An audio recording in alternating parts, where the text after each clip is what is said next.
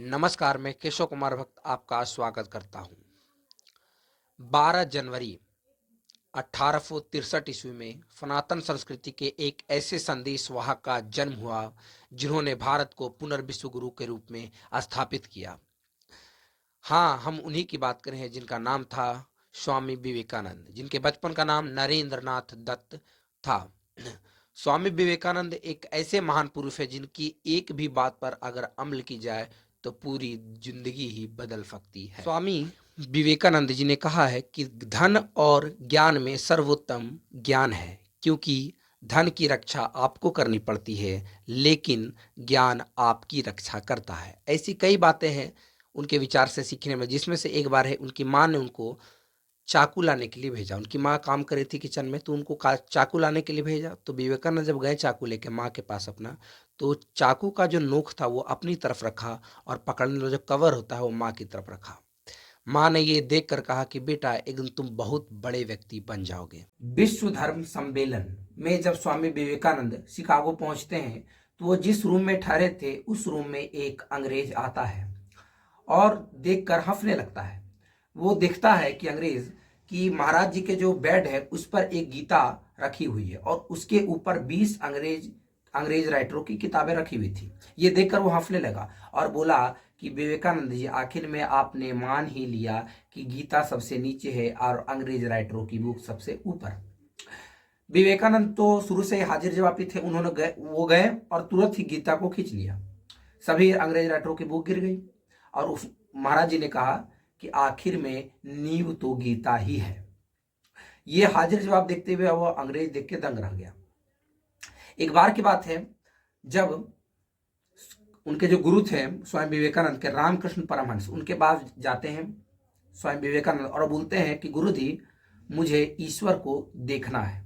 स्वामी विवेकानंद बोलते हैं कि मुझे ईश्वर को देखना है। तो उनके गुरु जी बोलते हैं कि हाँ विवेका, मैं तुम्हें ईश्वर को दिखाऊंगा, तुम सुबह 4 बजे गंगा के तट पर आ जाना, मैं तुम्हें ईश्वर को दिखा दूंगा। रात का 3 ही बजा था तो जाते हैं स्वामी विवेकानंद और बोलते हैं कि गुरु जी, बज गया 4। तो बोलते विवेका, भी 1 घंटा बाकी है, अभी 1 घंटा बाद। जैसे ही 4 बजता है तैसे विवेकानंद उठाते हैं, बोलते चलिए महाराज जी 4 बज गया, गंगा के तट पर।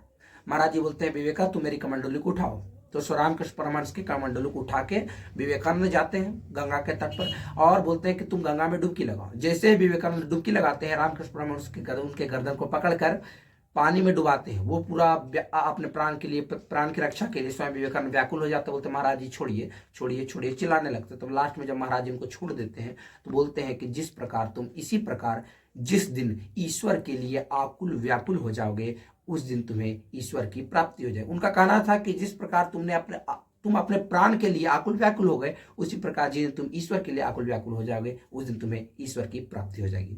स्वामी विवेकानंद जब शिकागो में थे तो उनके चरित्र और उनके व्यक्तित्व और उनके विचार से एक महिला, अंग्रेज महिला, एक इतनी प्रभावित हुई कि उसने महाराज जी से जाकर कहा कि स्वामी विवेकानंद जी, आप मुझसे विवाह कर लीजिए।